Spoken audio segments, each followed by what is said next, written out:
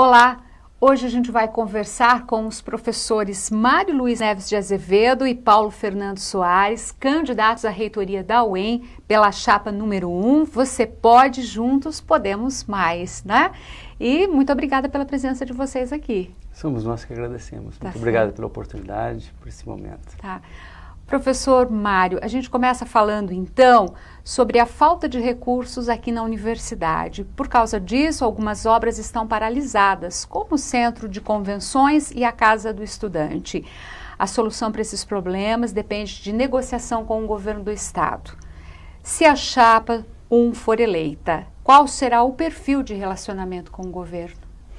Muito obrigado pela questão, uma ótima questão. Acho que, como é colocado, né, a questão financeira, de financiamento, caminha junto com a questão de autonomia. Esse será um tema específico que nós podemos desenvolver, a questão da autonomia. Mas com relação ao financiamento, o que nós temos percebido?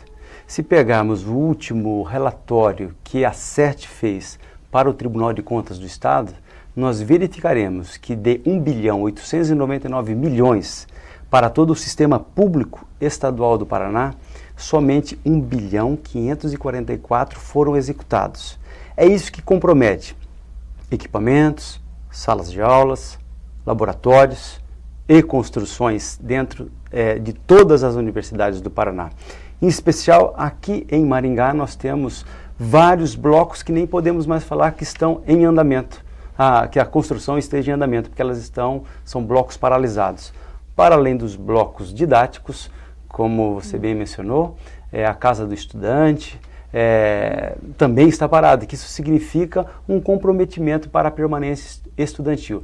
Logo, o relacionamento com o Estado deve ser um relacionamento respeituoso, que tenha o devido respeito, né? O que significa dizer que não é uma questão partidária.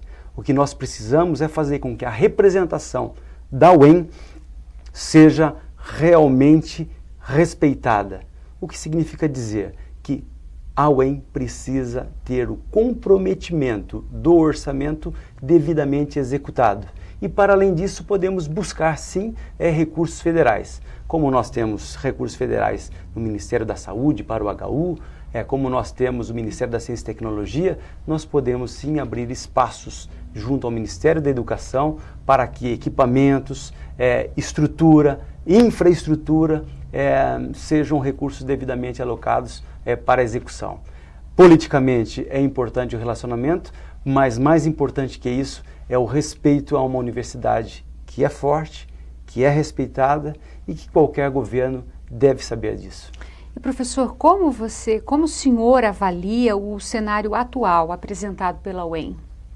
É um cenário que nós poderíamos dizer, possivelmente foi subestimada a situação financeira, tanto do Estado como da UEM.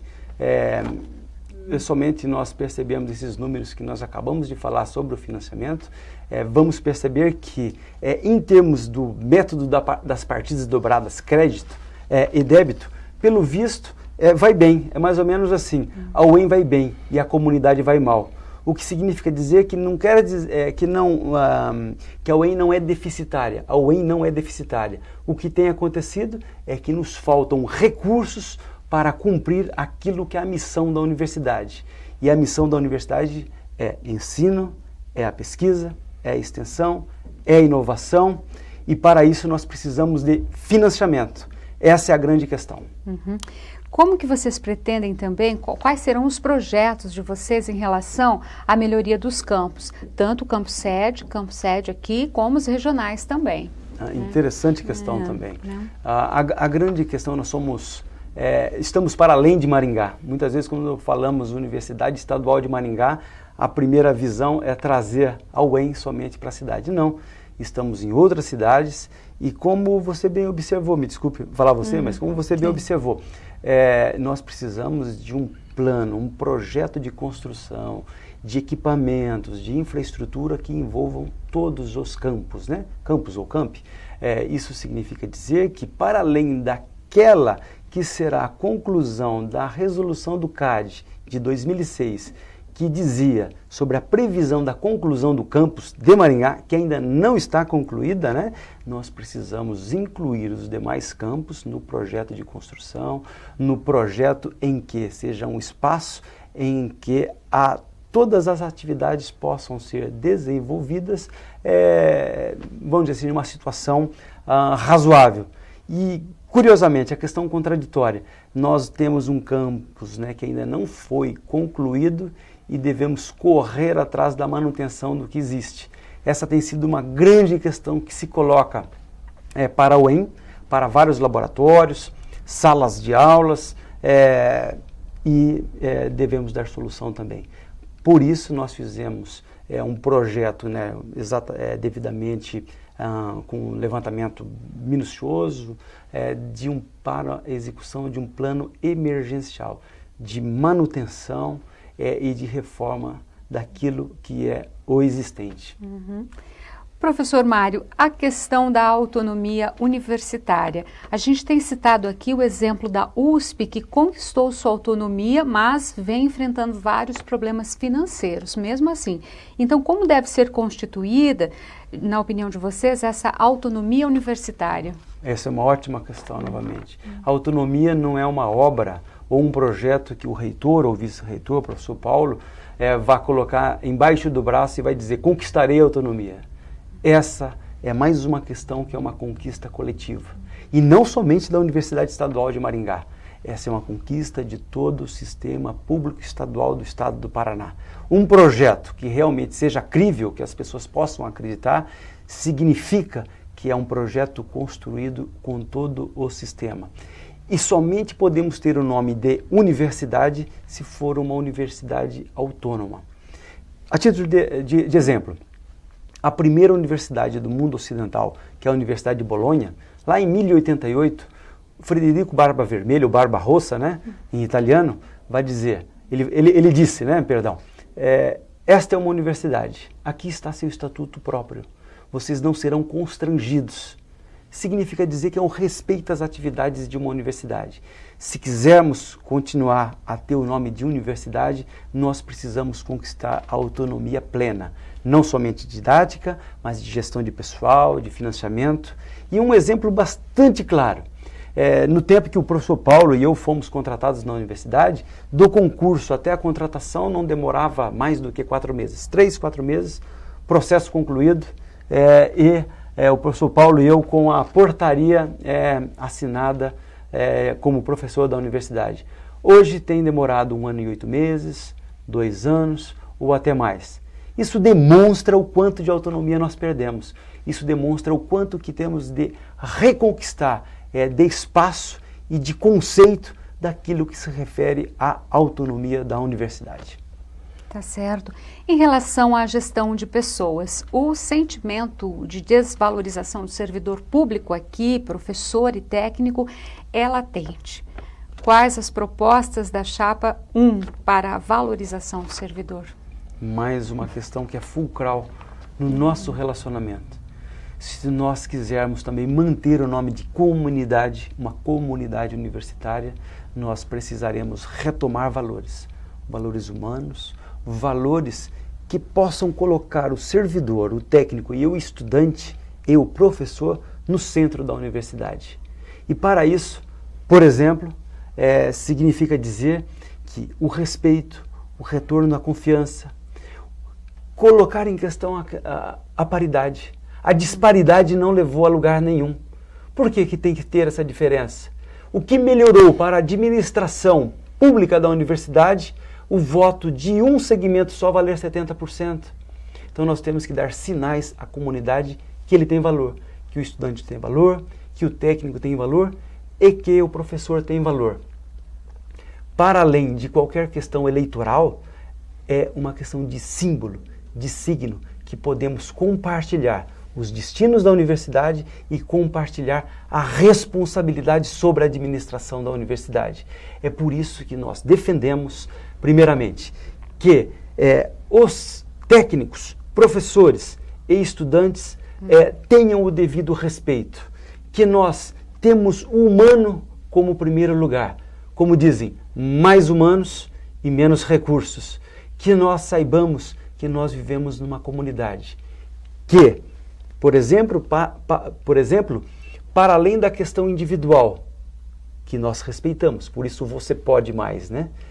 Nós precisamos entender que vivemos em uma comunidade que deve cooperar, deve trabalhar em solidariedade e que tem que ter o coletivo como ponto de fundamento, ponto de alavanca. Como é dito, a universidade é um espaço em que nós podemos perceber que existe força, existe potência, existe poder, mas é o espaço da convivência, da solidariedade, da inteligência.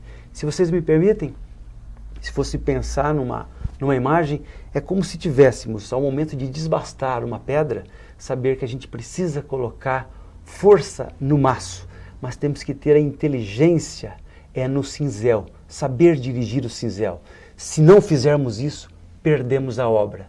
Significa dizer que temos regras, temos compromissos, temos que fazer o cumprimento, mas temos que respeitar cada um dos técnicos, cada um dos professores, cada um dos estudantes. Certo, professor. Os cursos de graduação, alguns sofrem com a falta de laboratórios, de equipamentos e até mesmo de material pedagógico. Qual a proposta de vocês para reverter essa situação? Bom, primeiramente nós dissemos que tínhamos temos um plano emergencial com relação à manutenção do campus. É emergencial, significa dizer que precisamos de uma força-tarefa, precisamos rapidamente ter o devido cuidado para onde e para os locais que mais precisam. Como também havíamos dito sobre o orçamento que a SET tem para a universidade. Somente na rubrica, a unidade orçamentária, equipamentos, salas e laboratórios, de 43 milhões em 2013, somente 11 milhões foram executados para o Paraná todo. Precisamos buscar esse financiamento. E sabemos que precisamos do esforço próprio. E temos. Nós temos uma quantidade, temos possibilidade de mobilizar financiamento para isso. Mas precisamos também do financiamento do Estado. Financiamento, autonomia, resolução de problemas passam por esses diálogos intercomunidades, governo, Estado do Paraná, universidade e a inteligência de perceber rapidamente quais são os locais, os laboratórios, as salas, os equipamentos que precisam urgentemente serem colocados à disposição do ensino, da pesquisa, da extensão. Sim. O professor Paulo, então, responde agora essa questão em relação à pesquisa voltada à inovação, visando sempre a transferência de tecnologia. Qual é a proposta da chapa de vocês? Bom, nós entendemos a inovação como a melhoria de bens, produtos, serviços, mas com significativa melhoria de qualidade. Também entendemos que tem modos de fazer de forma diferente, com mais qualidade. Tudo isso precisa de reverberar na pesquisa, o que significa dizer que precisamos de apoiar de forma muito forte a pesquisa. A partir daí, a gente consegue dar o suporte adequado nesse sentido. Para isso, simplesmente a gente pode analisar os dois modelos que nós temos com relação à inovação. A gente tem um modelo francês, em que as demandas são colocadas para os institutos, para as universidades, e essas universidades, com a sua pesquisa básica e aplicada, atendem essa demanda. E outro modelo, que é o modelo americano, em que é um modelo de prestação de serviços. Obviamente, a gente precisa de responder aos anseios de uma comunidade que é gigantesca em torno da universidade, de forma efetiva. Existem muitos problemas em que a universidade tem massa crítica para resolver, e desta forma, com a produção da pesquisa, a gente pode fazer a efetiva transferência de qualidade, atendendo então essa demanda para a região. Tá certo. Então, e falando agora então, professor Mário, um pouquinho sobre os projetos culturais, Quais são as propostas de vocês em relação às políticas de incentivo à cultura? Interessante. Quer dizer, O que faz a universidade, para além das missões, né, que são clássicas, né, reconhecidamente clássicas, como ensino, pesquisa, extensão, a ideia da inovação, é a questão da cultura, né? A questão de cultura é algo incontornável com relação ao espaço da universidade, a vida em comunidade, mas uma vida de cultura, né? Pensamos, primeiramente, que nós devemos olhar aquilo que está lá no nosso plano de extensão e cultura, que foi nacionalmente já aprovado, e a UEM tem um diálogo com todas as universidades do Brasil com relação à extensão e à cultura. Para além disso, nós temos coros, nós temos aqui o teatro, nós temos as artes cênicas, a música, para serem, por suas próprias atividades, serem incentivadas. Isso significa que nós também daremos atenção especial à convivência, né? Para além das expressões culturais que são produzidas internamente, que vão para a sociedade, né? Nesse diálogo, nós precisamos internamente construir espaços de convivência em que a cultura seja o ponto de encontro, né? Não faltará atenção, inclusive em termos de financiamento, para a divulgação cultural, para a criação cultural e todos os equipamentos que nós já temos, né, e principalmente os grupos que atuam no âmbito da cultura com o seu devido incentivo. Como dissemos, né, coro, teatro, artes cênicas, a música de maneira geral, nas suas várias expressões. Uhum. E como vocês pretendem também estimular projetos de extensão e estreitar os laços com a comunidade externa? Fantástica questão, porque o grande questão, a existência da universidade, ela também ela significa e se ressignifica em contato com a sociedade, as demandas, com a ideia da nossa pertinência, para além da criação científica, para além das formações, no sentido de mais de 60 mil profissionais que já estão disponíveis, né, que foram formadas, né, pela Universidade Estadual de Maringá, a ideia específica de extensão.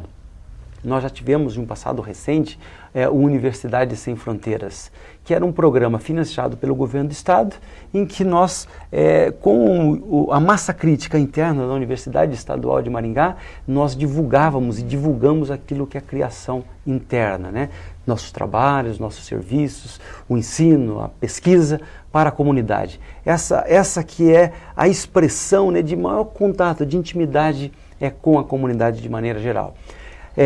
Para termos uma ideia da falta de financiamento, havia, né, uma rubrica para a extensão, aquilo que seria da SET para esse espaço extensão. Quanto foi incentivado? Muito pouco, muito pouco. Ou seja, precisa de financiamento? Precisa, mas o nosso compromisso com o nosso esforço próprio, esforço da Universidade Estadual de Maringá, nós queremos fazer com que aquilo que nós produzimos internamente, aquilo que criamos, ensinamos, possa chegar à comunidade na forma de extensão. Uhum. Em relação à política de comunicação da UEM, que precisa ir ao encontro do cenário tecnológico atual, há algum projeto da chapa número 1 neste sentido? A TV precisa de modernização, então nós precisamos de evoluir para a TV digital. De que forma poderemos fazer isso? Primeiro, garantindo pessoal técnico efetivo, né, e, evidentemente, lutarmos, como disse o professor Mário, né, para que consigamos, então, ultrapassar essa barreira e termos a TV digital. Para quê? Para que a gente possa, então, fazer a divulgação de todo esse capital do saber, né, que a UEM possui e, com isso, né, estreitar o relacionamento da UEM com a comunidade. Muito obrigado. Muito obrigada, então, professor Mário, professor Paulo, pela entrevista. Somos nós que agradecemos. Obrigado.